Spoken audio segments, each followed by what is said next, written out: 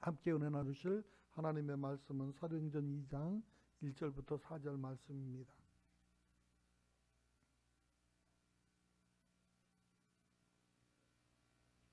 같이 읽겠습니다.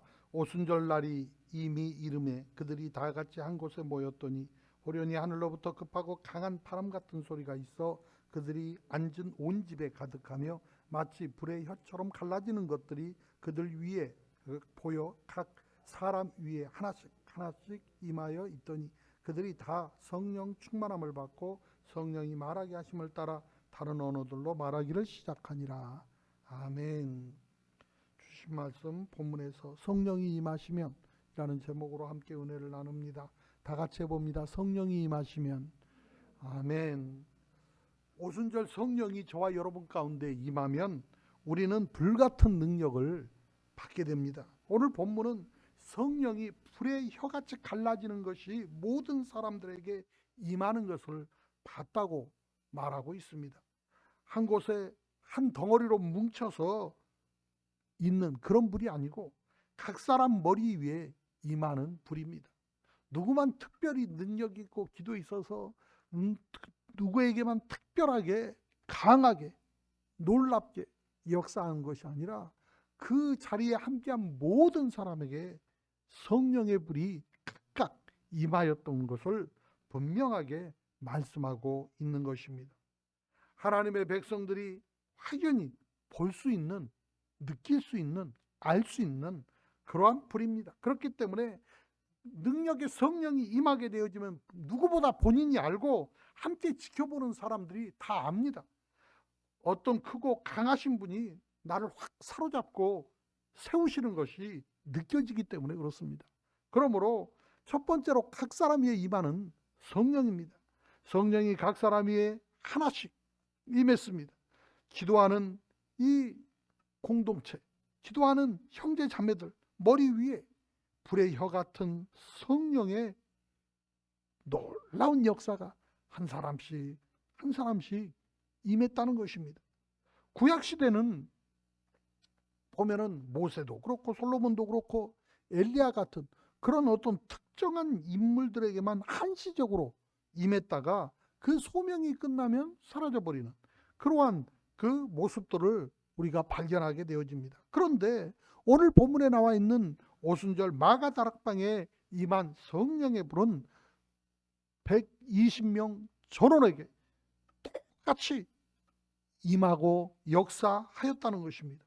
예수님을 굳게 믿고 사랑하는 사람, 기도하는 하나님의 백성들 한 사람 한 사람 누구나 사도들에게는 임하고 그렇지 않은 제자들에게는 임하지 않고 그런 것이 아니라 사도들도 또 그런 평범한 제자들도 누구나 그 자리에서 함께 기도하기에 힘썼던 모든 사람에게 하나님의 영 성령이 임하였는데 그들의 머리끝부터 발끝까지 성령께서 기름 붓듯 하였다는 것입니다. 여러분, 기름을 머리 위에 부으면 그 기름이 머리 위로부터 흘러서 발끝까지 흘러내리지 않습니까? 바로 성령이 임하면 머리끝부터 발끝까지 성령의 역사심 그 전율이 온전히 살갗으로 느낌으로 그 어떤 그 모든 내 어떤 의지적인 지적인 육체적인 감정적인 그 어떤 것도 그것을 모를 수가 없다는 것입니다. 모든 감각을 통해서 다 느끼고 체험할 수 있게 성령이 임하는 것입니다. 성령의 불이 각 사람에게 임했다고 하는 것은 각자 한 사람 한 사람이 주님의 몸된 교회를 이루는 지체라고 하는 사실을 우리는 깨닫고 알아야 됩니다. 그래서 홀로는 아무것도 안 됩니다. 그래서 서로가 서로 지어져 가야 됩니다. 벽돌을 집을 지을 때 벽돌을 한 줄로 쫙 쌓는 것이 아니라 어긋맞게 이 벽돌을 쌓아 올립니다. 왜 그렇습니까? 그래야 견고하게 그 벽이 유지되어질 수 있기 때문에 그런 것입니다. 서로 의지하고 서로 힘을 지탱해주고 서로 함께 돌봐주고 함께 보호해주고 함께 채워주고 함께 나아가고 함께 이루어가는 그러한 모습들을 하나님은 성경을 통해서 저와 여러분에게 제시하고 있는 것입니다. 고린도전서 3장 16절에 보니까 너희는 너희가 하나님의 성전인 것과 하나님의 성령이 너희 안에 계신 것을 알지 못하느냐, 그렇게 말씀하고 있어요. 120명의 그 성도 위에 임한 이 불은 하나님께서 교회 공동체를 성령이 거하는 전으로 세웠다 하는 것을 뜻하고 의미하는 것입니다. 그러므로 우리 안에 하나님의 영 성령이 이 시간도 함께하고 계심을 깨닫고 알아야 합니다. 하나님 예배 시간은 성령님을 체험하는 시간이고 성령님을 경험하는 시간입니다. 그렇기 때문에 단순히 우리가 하나님을 인격적으로 만나지 못한 사람들은 그런 의식을 못해요. 그런데 인격적으로 하나님을 만난 사람은 하나님을 대할 때 그 바로 앞에 누군가를 만난 것처럼 그 앞에서 행동 하나, 말 하나, 심지어는 표정 하나, 몸 자세 하나도 하는 것입니다. 여러분, 집에 나 혼자 있을 때는 뭐 옷을 입고 있든 벗고 있든 다리를 벌리고 있든 손을 들고 있든 누가 뭐라 합니까? 그런데 누군가가 옆에 있으면 그렇게 할 수 있습니까? 그렇게 하면 좀 이상한 사람이죠. 병원에 입원시켜야 되겠죠?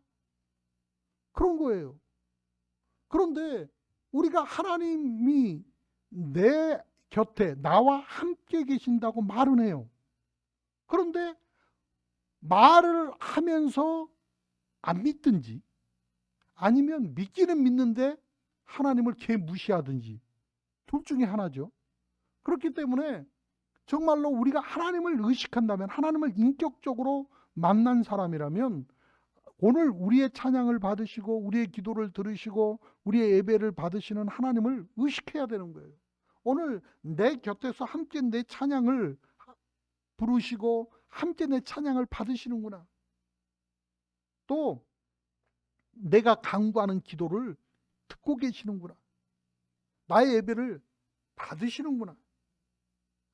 저와 여러분이 이와 같이 하나님 안에서 사랑의 띠로 묶여져서 저와 여러분 안에 성령을 모시고 있는 것입니다. 그러므로 성령께서 우리 가운데 교통하시고 성령께서 말씀하시는 거예요. 저는요, 저 얘기를 하라면 이 단위에 서서 할 말이 없어요. 그런데 하나님께서 주신 말씀을 전하기 때문에 이렇게 말씀을 전하는 거지, 내 개인적인 이야기를 하라면 할 얘기가 뭐가 있어요?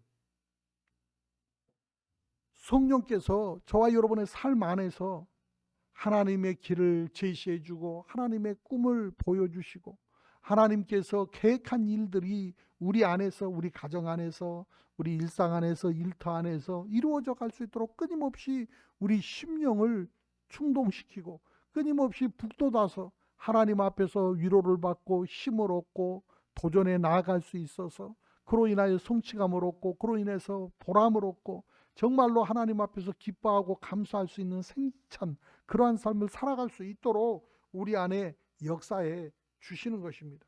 그렇기 때문에 우리는 분명히 알아야 될 것이 있어요. 교회다 하는 것은 뭐를 의미하냐면 함께 성령 받은 사람들의 모임이다. 교회라고 하는 말은 성령 받은 사람들이 함께하는 곳. 여러분, 교회는 오순절 성령의 역사로부터 시작되어집니다.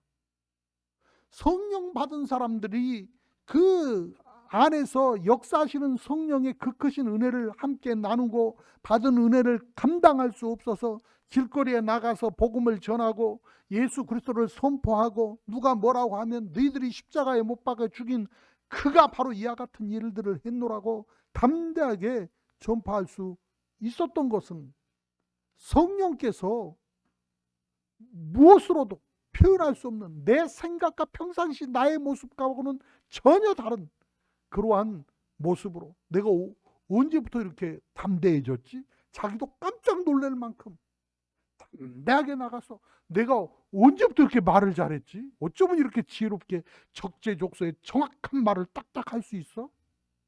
자기도 화들짝 놀랄 정도로 하나님이 입에 넣어주는 대로 복음을 선포하고 그들이 반박하면 반박하는 대로 하나님의 지혜를 쫓아 하나님이 입에 넣어주는 대로 대답하다 보니까 사람들이 깜짝깜짝 놀라는 것입니다. 저 사람들이 말이지 고기나 잡는 아주 불황무식한 사람들인 줄 알았는데 어떻게 저런 말을 다 할 수 있단 말인가? 어떻게 저렇게 지혜로울 수 있단 말인가? 어떻게 저렇게 모든 하나님의 말씀을 정확하게 깨뜨리고 선포할 수 있단 말인가? 자기들이 더 깜짝 놀라는 그러한 모습들을 보게 되어지는 것입니다.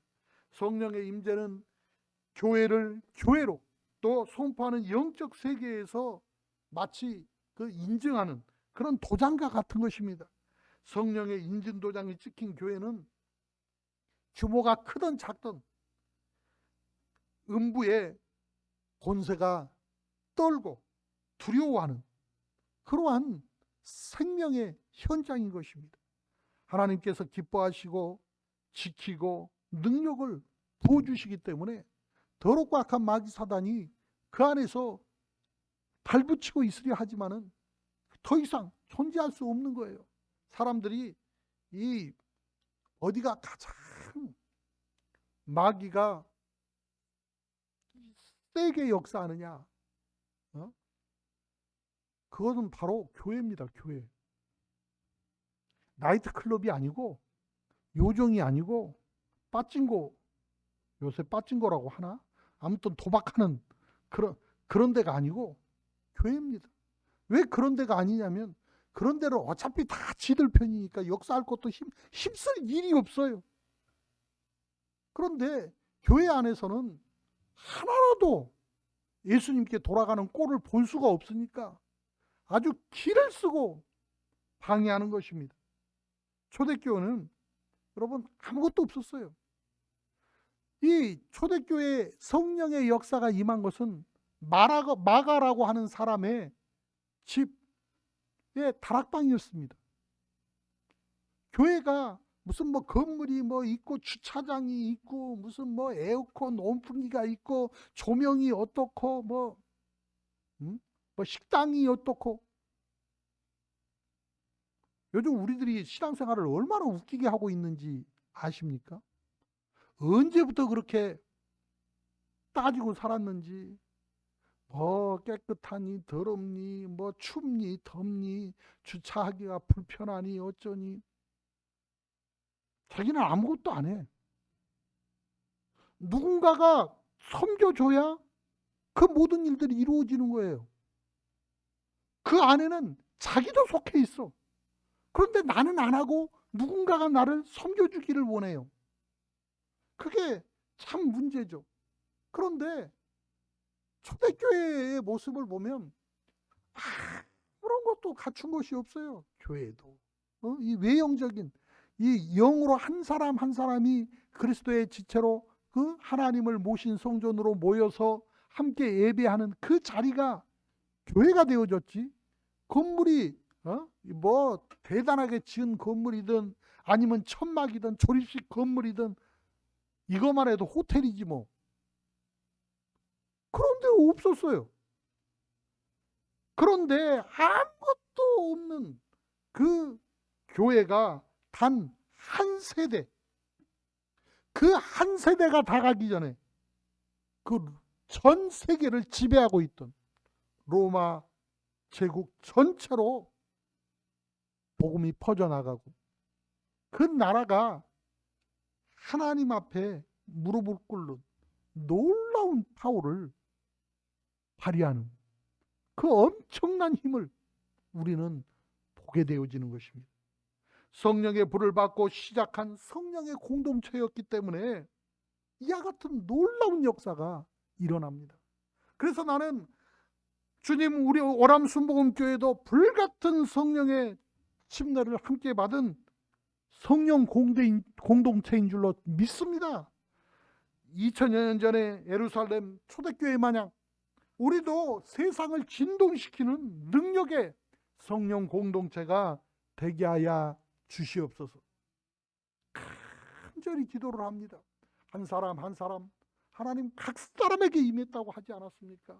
한 사람도 남김없이, 한 사람도 빠짐없이, 우리 식구 어느 누구도 빠짐없이 성령 받게 하여 주시옵소서. 그렇게 기도합니다. 성령님은 영원히 저와 여러분과 함께 하십니다. 그래서 오늘 본문에도 보면은 임하여 있었다, 그렇게 기록하고 있어요. 그 말을 우리가 깊게 봐야 합니다. 이 요한복음 14장 16절에 내가 아버지께 구하겠으니 그가 또 다른 보혜사를 너희에게 주사 영원토록 너희와 함께 있게 하리니, 그렇게 말씀하고 있어요. 그러니 하나씩 임하여 있더니, 그렇게 말한 것처럼 이미 한 사람 한 사람에게 성령이 찾아와 계셨어요. 찾아와 계셨어. 이 저와 여러분이 이사를 가든 이민을 가든 유학을 가든 군대를 가든 출장을 가든 심지어는 시집을 가든 장가를 가든 뜻하지 않게 감옥을 가든 좌천이 돼서 가든 어디를 가든 형편이 어떻든 사정이 어떻든 하나님은 성령으로 저와 여러분과 함께하고 함께 가신다는 것입니다. 내가 부끄러울 때도 연약할 때에도 하나님이 나와 함께 하신다는 것입니다. 잘 될 때나 못 될 때나 어렸을 때나 나이가 들었을 때나 상관없이 하나님은 변함없이 성령으로 오셔서 저와 여러분과 함께 하십니다. 얼마나 든든합니까? 이게 간단한 것이 아니에요. 이것을 믿어야 돼요. 제가 강단에 올라오기 전에 한 자매에 대한 얘기를 들었는데 그 얘기를 듣고 나니까 마음이 굉장히 불편해요. 성령이 나와 함께하고 계심을 믿어야 되는데 이것을 못 믿어. 그리고 예수 이름의 권세를 주었다고 했는데 그것을 받았으면 사용해야 될 거 아니에요. 그런데 아무것도 안 해. 자긴 가만히 있어. 그거 누군가가 해주기만 바래. 남이 해주는 것도 한두 번이죠. 시범을 보여주면 그 다음부터는 자기가 해야 될 거 아니에요. 그런데 끊임없이 누군가에게 요구만 해요. 자기는 어떤 극한 지점에, 예를 들어서 99도 되어지면 힘들거든. 그러면 그 문제, 어려운 과정을 이겨버려야 물이 끓어요. 귀신의 역사도 그 힘들고 어려운 과정이 있어요. 그것을 이겨내야 역사가 일어나는 거예요. 근데 이 자매는 자꾸 도망가. 그거를 이기지 못하고 자꾸 핑계를 만들어. 그래서 이리 도망가고 저리 도망가고 미꾸라지 빠지듯이 돌아다니. 그러니까 교육자들이 한결같이 하는 소리가 자기가 귀신을 인정하고 환영하고 모셔드리는데 무슨 수로 그걸 쫓아내냐. 기도해주면 나가. 좀 있으면 더 많이 데리고 들어와. 이걸 반복하는 거야, 계속. 그러니까 죄종들이 내 앞에서 죽든 살든 나에게 기도 받겠다고 내 앞에 쭈그려 앉아 있으면 그걸 붙잡고 같이 기도하지. 근데 감당하기가 어려우니까 도망가 버려. 그러니까 손을 놔버리는 거예요. 가버리니까 다른 데로. 또 거기서도 그러면 그리 갔으면 거기서 또 끝장을 봐야 될 거 아니에요. 거기서도 죽을 똥 말 똥 기도를 해주는데 또 감당이 그 수치가 있어. 아, 이쯤 되면 도망가겠구나. 그걸 우리는 알아요. 그리고 도망가면 안 되는데 더 긴장을 해. 아니나 달라 또 도망가 버려. 그렇게 몇 번 하고 나니까 죄종들이 고개를 살랑살랑 안 한대. 이제 얼마나 힘든지 몰라요. 성령님이 내 형편이 어떻든 내 죄가 어떻든 나와 함께 하심을 믿어야 돼요. 여러분, 저와 여러분이 언제는 자격이 있어서 구원받았습니까? 아니요. 여전히 죄인 되어졌을 때 나를 위해 우리 주님은 십자가에 못 박히셨어요. 그걸 알아야 돼. 내가 의로워서, 내가 잘나서 무슨 자격이 있어서 하나님의 자녀 된 거 아니거든요. 그러니 예수 그리스도께서 저와 여러분과 함께하고 있다고 하는 사실을 믿으면 그 안에서 예수 그리스도의 이름이 선포되어지고 예수 이름으로 나아가면 그 어떤 것도 저와 여러분을 방해할 수 없는 것입니다. 그렇기 때문에 이걸 생각하면 얼마나 든든한지 모릅니다. 하나님이 나와 함께 계셔. 나 어느 곳에 있든지 늘 마음이 편하다고 우리 찬양을 하잖아요. 나 어느 곳에 있든지 늘 마음이 평안해. 찬양하잖아요. 참 이 찬양을 하면서 이 부분을 하면 마음이 차분해지고 얼마나 편안해지는지 몰라요. 이 찬양을 들으면서 내가 언뜻 생각하는 게, 야, 이 사람은 성령 받은 사람이 가사를 썼구나. 내가 그렇게 생각이 듭니다. 두 번째로는 새로운 언어를 말하고 있어요. 성령의 불이 머리 위에 보이고 성령의 바람이 움직이는 소리가 귀에 들리는데 성령께서는 각 사람의 몸을 만지기 시작했어요. 머리끝부터 발끝까지 성령이 싹 훑고 지나가는 거예요. 성령이 임하면 저와 여러분의 마음도 육체도 하나님이 장악하시는 것입니다. 성령 충만하다고 하는 것은 성령의 임재가 내 인격과 몸속에 가득 찼다, 충만하다, 그런 뜻인 거예요. 내 병든 몸무가 죄악된 마음속에 하나님께서 물결처럼 밀고 들어오신 거예요. 뭔가를 채워서 가득 채워놨는데 또 다른 것이 채워지면 어떤 현상이 벌어지는 줄 아십니까? 넘쳐요. 넘친다는 것은 안에 있던 것이 밖으로 나온다는 얘기예요. 내 안에 찌꺼기가 있던 더러운 것이 있던 상관없어요. 새로운 것이 부어지면 그 더러운 것들이 다 밖으로 나가버리고 새 것으로 채워지는 거예요. 그러므로 오늘 성령 하나님께서 저와 여러분 가운데 임하시고 저와 여러분에게 끊임없이 하나님의 놀라운 은혜로 생명으로 복으로 채워주신다는 사실을 깨닫고 알아야 됩니다. 그러므로 성령의 은혜를 입은 사람은 강건해지는 것입니다. 더럽고 악한 마귀 사단이 방해할 수 없어요. 그러므로 마음에 평강이 있어요. 하나님을 주인 삼고 사는 사람은 능치 못함이 없게 되어지는 것입니다. 내 생각과 마음과 감정을 우리 하나님께서 간통하시고 어루만지시고 새롭게 하신다는 뜻이에요. 그렇기 때문에 하나님이 성령으로 나를 지배하기 시작하면은 저와 여러분은 하나님께서 원하시는 생각과 행동을 하게 되어 있습니다. 왜? 여러분 자동차 운전 다 해보잖아요. 자동차가 혼자 막 돌아다니나요? 요새는 혼자도 돌아다니는 자동차가 있기는 합니다만은 주인이 핸들을 붙잡으면 주인이 오른쪽으로 돌리면 오른쪽으로 가고 왼쪽으로 돌리면 왼쪽으로 가고 세우면 서고 악셀에다 밟으면 가고 주인이 하라는 대로 하잖아요. 요즘 혼자 다니는 무인 자동차도 다 프로그래밍해서 주인이 방향 정해주면 방향 전해주는 대로 가는 것이지 지멋대로 가는 것 같아도 지멋대로 가는 게 아니에요.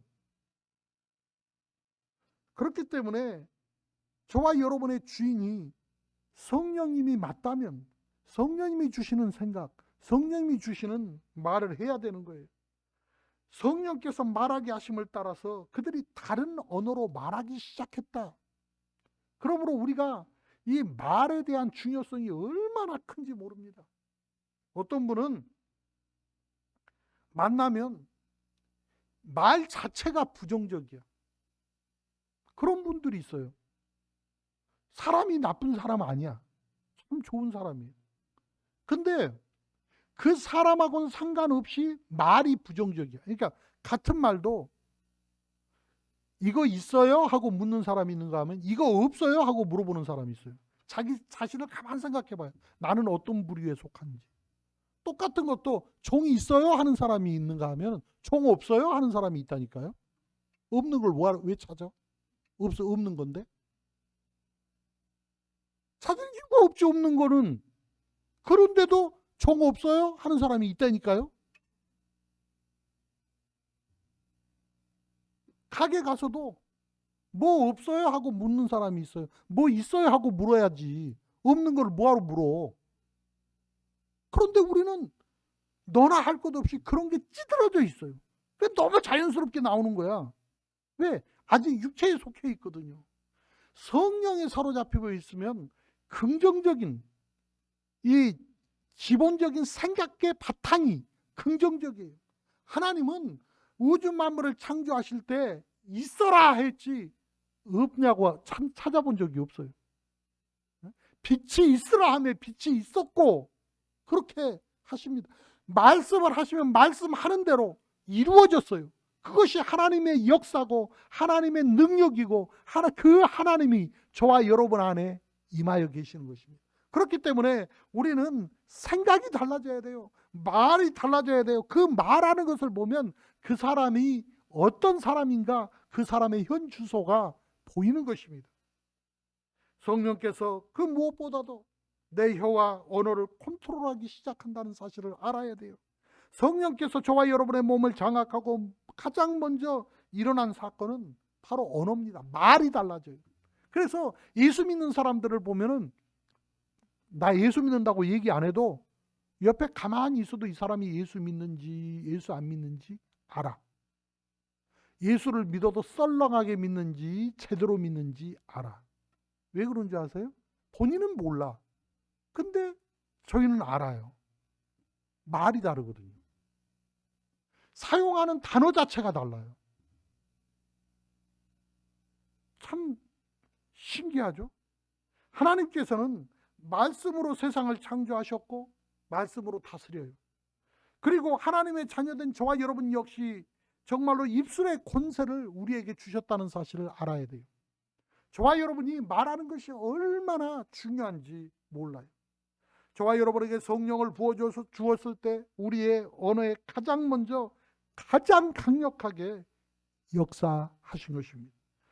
이제껏 거짓말을 하고 불만불평을 쏟아놓고 남을 욕하던 저와 여러분의 입술을 성령의 숯불로 정결하게 해주시는 것입니다. 제단 숯불로 지져주는 거예요. 성령께서 말하게 하심을 따라 그들이 말했다 그렇게 표현하고 있는데 그들이 성령님의 말씀에 더할 것도 없고 뺄 것도 없고 있는 그대로 성령님이 입에 넣어주는 대로 똑같이 말했다는 거예요. 거기에 내 생각을 가미할 것도 없고 내 의지대로 뭔가를 빼려고 할 것도 없고 하나님께서 주시는 마음 그대로 하나님께서 주시는 말 그대로를 선포했다는 거예요. 온색적인 복음, 바로 100% 있는 그대로 사실 그대로 그것을 전했다는 것입니다. 우리 오람 순복음교회는 순복음교회예요. 순복음교회.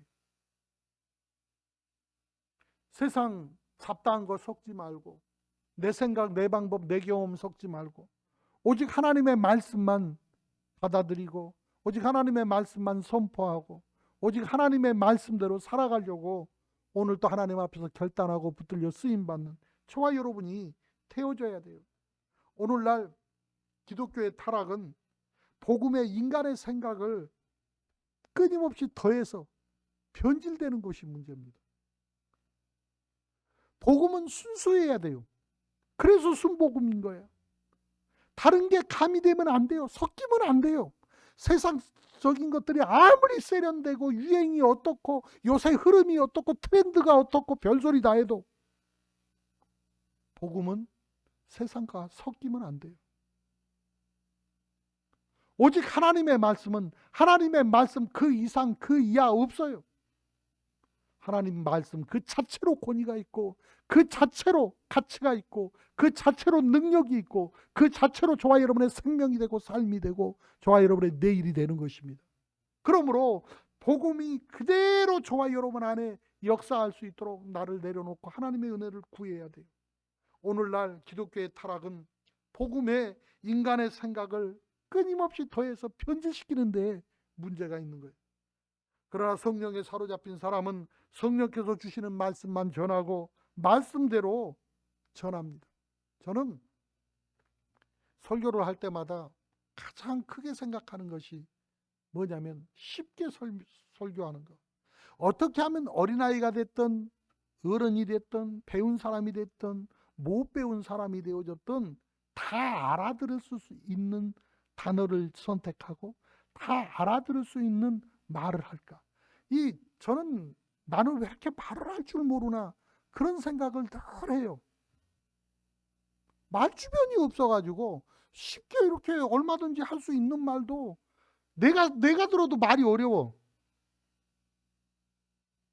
나는 왜 그런가? 그래서 사전도 찾아보고 인터넷도 뒤져보고 이런 말을 어떻게 쓸 때가 가장 자연스럽지? 가장 이해가 쉽지? 그런 고민을 많이 해요. 누구든지 알아들어야 되니까. 내가 이곳에서 잘난 척 한들 누가 알아줄 사람도 없고 알아준다고 한들 누가 학위를 줄 거예요. 학위를 또 준다고 한들 그걸 갖고 뭐 할 거예요? 아무것도 없어요. 지금 제가 이 자리에 있는 것은 하나님의 말씀을 전하기 위함이지 나를 드러내기 위함이 아닙니다. 그렇기 때문에 우리 조영기 목사님 이 설교를 들어보면 어린아이가 듣든 어른이 듣든 배운 사람이 듣든 못 배운 사람이 듣든 교회라는 게 그렇잖아요. 어떤 자격을 주어져서 무슨 뭐 대졸 이상 집합, 무슨 학위 이상 집합 그래가지고 전문 세미나 하는 게 아니잖아요. 어린애도 앉아있고 어른도 앉아있고 배운 사람도 앉아있고 못 배운 사람도 앉아있고 가진 사람도 있고 못 가진 사람도 있고 오늘 그냥 멋지게 해내서 기분 좋은 사람도 있고 오늘 쫄딱 망해갖고선 한없이 마음이 힘든 사람도 있고 건강한 사람도 있고 병든 사람도 있고 그렇잖아요. 그 모든 사람들을 동시에 앉혀놓고 말씀을 전해요. 그러면 그 말씀이 그 모든 사람들에게 동일하게 이루어져야 되잖아요. 그렇기 때문에 하나님의 말씀이 그 심령을 파고들고 변화시키고 하나님의 역사를 일으킬 수 있도록 나를 도구로 맡기는 수밖에 없지 내가 그들을 어떻게 다 파악을 하고 그들을 다 어떻게 다 알아듣기 쉽게 설명을 할 재간이 어디에 있습니까?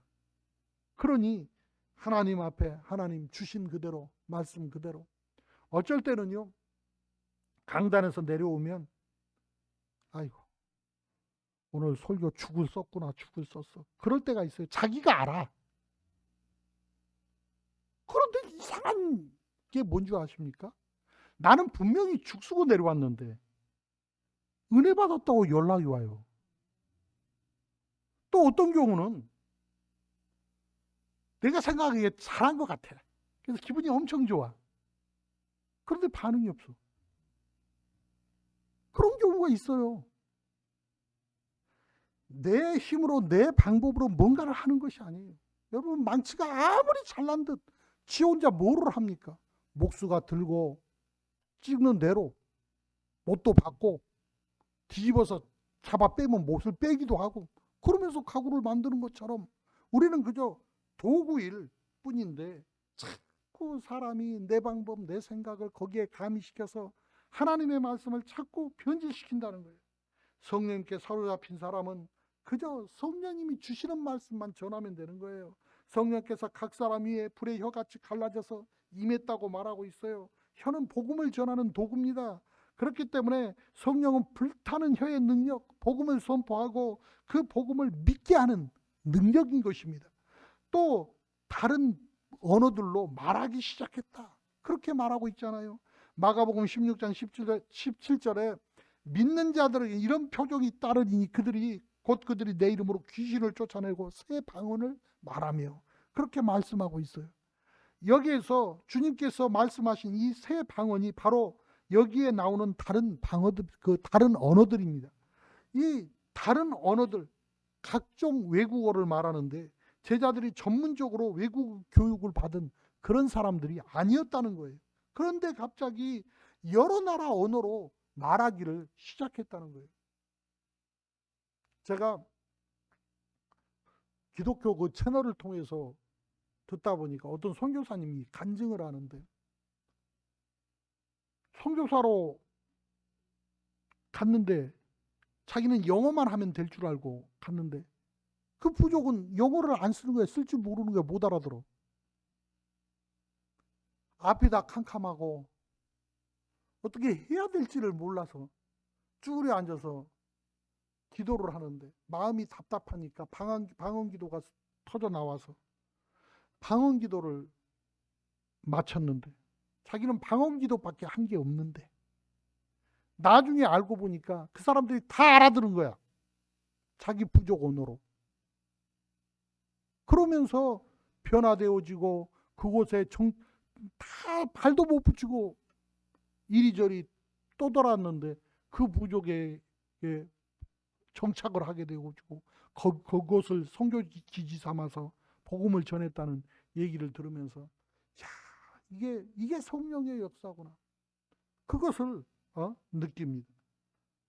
제자들은 정말로 자기들이 뭔가 배워서 이와 같은 일들을 한 것이 아니에요. 하나님이 역사하신 거예요. 그 각 나라에서 온 사람들이 가만 들어보니까 각 나라 말로 자기 나라 말도 저건 우리나라 말인데 말을 한단 말이죠. 그 너무나 신기하고 놀랍게 생각했다는 거예요. 성령께서 그들의 입술을 장악했기 때문에 가능한 능력인 것입니다. 성령이 임하면 즉시 제자들의 입에서 정말 내가 알 수 없는 그러한 말들이지만은 여러 말들로 복음이 터져 선포되는 것입니다. 그건 무엇을 말하냐? 땅끝까지 가서 복음을 전하는 것. 내가 알아듣든 못 알아듣든 알아듣는 사람이 반드시 있다는 거예요. 그렇기 때문에 항상 복음을 들고 나는 전하는 것이 내 몫이에요. 믿고 못 믿고는 그 사람 몫이고 나는 전하는 데까지가 내 몫이야. 그렇기 때문에 믿든 안 믿든 인정하든 안 인정하든 상관없어요. 나는 전하면 돼. 저와 여러분 전하면 돼요. 여러분 망치가 못만 박으면 되지. 망치가 말이지 뭘 깎으려고 하면 깎아집니까? 박으면 그냥 들여받아서 못만 박으면 망치의 사명이 끝나는 거예요. 그런 것처럼 내게 주신 사명 열심히 감당하면 되는 거예요. 성령께서 거룩한 사명을 감당하기 위해서 부어주시는 놀라운 능력이 있어요. 성령 침례를 받은 사람의 가장 큰 특징은 언어가 완전히 달라요. 그래서 새 방언, 새로운 언어를 쓴다는 거예요. 하나님을 찬양하고 복음을 선포하고 남을 축복하고 세우는 생명의 언어를 말해요. 그래서 항상 예수 믿는 사람들을 보면 말이 부드럽고 날마다 세우는 말, 살리는 말, 축복의 말을 합니다. 예수 안 믿는 사람들도 저 사람은 교회 다니는구나. 바로 알 만큼 단어 자체가 달라요. 성령께서 저와 여러분의 입술을 통해서 큰 역사를 이루어 가시는 거예요. 하나님은 침묵하시지 않고 태초에부터 지금까지 끊임없이 말씀하셔요. 특히 사랑하는 하나님의 자녀들, 하나님의 백성들에게 말씀하시고 그들을 통해서 하나님은 또 말씀을 전하게 하셔요. 우리가 겸손하게 회개하고 기도하면서 하나님과 친밀한 교제를 하면 저와 여러분에게 하나님은 말씀을 주시는 거예요. 그래서 지금도 성령께서 저와 여러분을 경건하게 정말로 기도하게 하고 또 하나님의 백성에게 그 말씀을 전할 수 있도록 우리 하나님께서 오늘 또 사용하고 계신다는 사실을 깨닫게 되어지기를 원합니다. 세 번째로 새 시대가 열려요. 새 시대. 이 오순절 성령 강림 사건은 하나님의 역사, 교회의 역사에 있어서 정말 어마어마한 놀라운 사건입니다. 이것은 성령의 시대가 열린 거예요. 옛날에 소녀시대가 한참 뜰 때 나는 요즘 그룹들은 잘 모르고 그나마 애들한테 배워갖고 소녀시대도 알아요. 그런데 한 일간지에 이 문화 섹션에 뭐라고 나왔냐면 이 한류 열풍을 소개를 하면서 지금은 소녀시대다. 그래서 써놨어요. 그래서 지금은 성령시대인데 왜 또 소녀시대라고 그래. 내가 그랬던 기억이 나요. 요즘은 툭하면 스마트 시대다. 그렇게 얘기하기도 해요. 그래서 스마트폰을 통해서 모든 것을 하고 그것에 뒤처지면 참 미안한 느낌마저 들죠. 제가 며칠 전에도 우리 교회 이 소화기들이 있는데 이 소화기들이 다 굳어가지고 역할을 못해요. 이 소화기는 어떻게 해야 되나? 어디서 사야 되나? 그래서 내가 그거 갖고 고민을 해. 그래서 내가 물어봤지. 소화기는 어디서 사는 거야? 그러니까 뭐라 그런 줄 아세요? 인터넷이요. 얼마나 황당하든지. 인터넷에서 산대, 인터넷에서. 그렇구나. 요즘 세상엔 그런 것들을 다 인터넷에서 사는구나. 응? 그런 생각을 내가 했습니다마는 오늘 저와 여러분이 정말로 이 스마트한 세상에 발맞춰 가지 못하면 왠지 모르게 멋쩍어지고 얼마나 멋쩍은지 몰라요. 나는 굉장히 고민을 했거든요. 그 며칠 고민했는지 몰라요.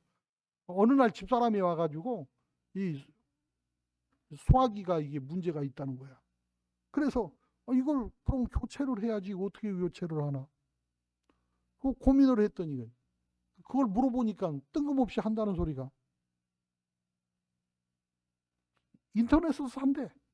얼마나 쉽게 얘기를 하는지 나는 그렇게 고민을 했는데 얼마나 멋졌고 얼마나 이상하고 나만 뒤처진 것 같고 이래가지고 어떻게 살겠나 싶기도 하고 별 생각이 다 들더라고요. 그러나 그거 알거나 모르거나 상관없어요. 모든 가치관, 분위기, 습관, 일 그런 거 이런저런 일에 뭐 안다고 해도 그 흐름 안에 필요할 때마다 그 모든 것을 내가 얻으면 되는 거지 뭐까짓 거 누가 사도 사기만 하면 되는 거고. 오순절 성령 강림은 저와 여러분에게 성령 시대를 열어줬어요. 2000여 년 전에 이미 로마 제국을 뒤엎어놨고 그 성령의 시대가 오늘 그 21세기를 살아가는 저와 여러분에게도 그대로 역사하고 있습니다. 성령 시대에는 성령 받은 그리스도인들이 기도하고 또 거룩한 능력을 받아 살아가는 시대인 것입니다. 2차 대전 때 노르만디 상륙작전을 하고 나서 연합군이 승기를 잡은 후에는 아주 그냥 나치가 정신도 못 차릴 만큼 몰아붙여요. 그런 것처럼 하나님의 백성들이 성령의 바람을 타고 어둠의 권세들을 끊임없이 몰아붙여버려야 돼요. 제가 아까도 그 자매 얘기를 하면서 안타까워하는 것이 승기를 잡았을 때 끝까지 밀어붙여버려야 되거든요. 그래야 끝장이 나는 거거든. 다 됐어. 그런데 꼭 그 고비를 못 넘기고 꺾여버리고 그러더라는 거예요. 그렇기 때문에 진이 빠지는 거예요. 진이. 보람도 없고. 말씀과 성령, 기도로 무장한 성령 공동체가 전진하기 시작하면 육체와 정신의 병이 치유될 뿐만 아니고 귀신이 쫓겨나가고 또 사람들이 앞다투어서 너나 할 것 없이 예수 믿기 시작합니다. 말씀이 흥황하여 세력을 얻는다고 말씀하는 거예요. 그렇기 때문에 음란과 폭력과 도박과 각종 범죄가 사라질 수밖에 없어요. 예수님을 안 믿는 것이 오히려 부끄러워지고 또 이 교회의 영적인 권위와 거룩함이 회복되어져서 사람들이 교회를 핍박할지언정 내심으로는 존경하게 되어지는 것입니다. 정치와 경제, 문화와 교육 등 많은 분야에서 하나님의 정의와 지혜가 넘쳐 흐르는 시대가 올 것입니다. 그것을 위해서 저와 여러분이 쓰임받아야 합니다. 오히려 예수 믿는 사람이 예수 믿는 것이 부끄럽고 교회를 핍박하는 사람들이 예수 믿는 사람들의 허물을 들춰내고 하는 그 세상을 살아가는 이유는 간단합니다. 저와 여러분이 성령에 제대로 사로잡혀 살지 않기 때문에 그래요. 하나님 성령에 사로잡혀 살아가게 하여 주시어서 하나님의 백성으로 빛을 발할 수 있도록 은혜 베풀어 주시라고 오늘 또 믿음으로 승리하는 우리가 되기를 원합니다. 기도하겠습니다. 하늘에 계신 우리 아버지, 이름이 거룩히 여김을 받으시고 뜻이 하늘에서 이루어진 것처럼 우리의 심령 가운데 이루어지게 하여 주옵소서. 이 시간 우리 마음을 주께 드립니다. 지금 오셔서 우리 마음을 성령으로 채워주시고 통치하여 주옵소서. 지금 주님께서 주신 말씀 의지하여 성령을 간절히 사모합니다. 너희가 악할지라도 좋은 것을 자식에게 줄 줄 알고는 하물며 너희 하늘 아버지께서 구하는 자에게 성령을 주시지 않겠느냐 말씀하셨사오니, 친히 말씀하신 약속의 말씀에 의지하여 간구하는 주의 백성들에게 성령으로 충만하게 채워 주시옵소서. 성령을 쫓아 행하라. 그리하면 육체의 욕심을 이루지 아니하리라고 말씀하셨사오니, 성령의 인도하심을 따라서 육체의 욕심이 아닌 영의 신령한 욕심을 품을 수 있게 하여 주시어서 하나님께 영광되게 하시고 우리의 삶에 하나님의 기쁨이 충만하여 복되고 행복하다고 고백하는 주의 백성의 삶이 되게 하여 주옵소서. 홀로 영광 받아 주실 주 예수 그리스도 이름으로 기도드립니다. 아멘.